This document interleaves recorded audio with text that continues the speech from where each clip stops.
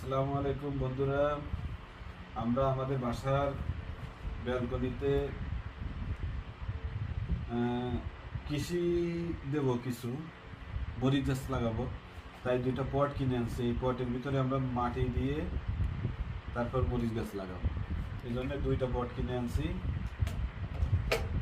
আর এর সাথে সাথে আমরা সেই মরিচ গাছগুলোরে বেঁধে দেওয়ার জন্য কিছু লাঠি কিনে আনছি, খুঁটি আর কি। এগুলো সব কিনতে পাওয়া যায় মার্কেটগুলোতে গেলে। এইগুলো আমরা এভাবে মাটিতে পুঁতে দিয়ে রশি দিয়ে বেঁধে দেবো, যাতে মরিচ গাছগুলো হেলে দুলে না বেড়ায়। এরকম লাঠি কিনে আনছি আমরা 12 পিস।